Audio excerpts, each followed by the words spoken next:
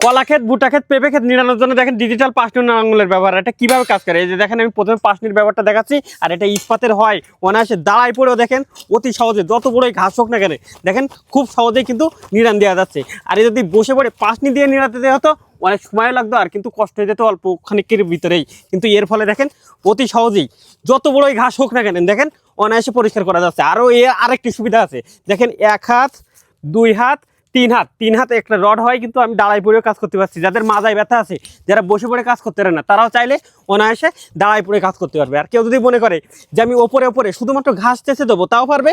আবার যদি কেউ মনে করে না আমি একেবারে ডিপ করে একেবারে চষে দেবো, তাও কিন্তু পারবে। আর সবচেয়ে বড় সুবিধা, এটা ইস্পাতের হয়, যত কাজ করবেন তত কিন্তু ধার হতে থাকবে। আর যদি ধার দর প্রয়োজনও পড়ে, এই যে আছে উকু, এই উকু দিয়ে সুন্দর করে এভাবে এভাবে শুধু হালকা ধার দেবেন, দেখবেন একেবারে বেলেটের মতো ধান হয়ে যাচ্ছে। আর আপনার কোনো কাজ করতে কষ্টই হবে না। এই যে দেখেন অনায়াসে কত সুন্দর কাজ করছি। 10টা জনের কাজ একা করবে, তাও 1 ঘন্টার ভিতরে সেই কাজ শেষ হয়ে যাবে। এই যে দেখেন, এ যদি আড়ে দিই তাও হবে, আবার যদি লাম্বাই ভুই চষার মতন করি তাও হবে। এই যে দেখেন জমিটা একদম যেন চাষ হয়ে যাচ্ছে।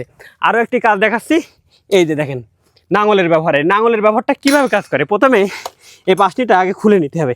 এই যে দেখেন পাঁচনিটা এভাবে সুন্দর করে আগে এভাবে এই যে খুলে নিতে হবে। আর ইস্পাতের পাঁচনি হয়, এই পাতে যে কী পরিমাণ ধার থাকে দেখেন, একেবারে কিন্তু ব্লেটের ভিতরের মতো ধার।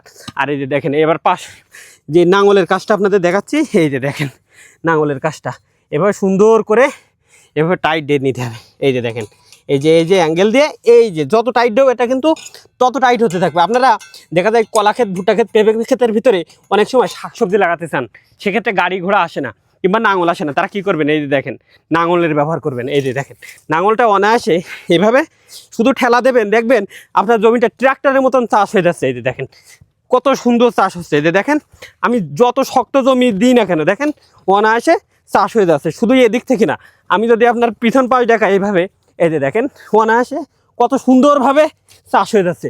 আপনারা চাইলে এমন দুটি যন্ত্র থাকলে দেখেন আপনার কোনো জন খরচই লাগবে না, আপনি একা 5-6 বিঘি কলা খাত নিজে নিড়াতে পারবেন, আর এটাও ধাপ দিতে পারবেন। এই যে দেখেন এটা ধাপ দেওয়ার পদ্ধতি দেখেন, এই যে হালকা কোনো রকম এভাবে ধাপ দিয়ে দেবেন, আপনার কাজে কোনো কষ্ট হবে না।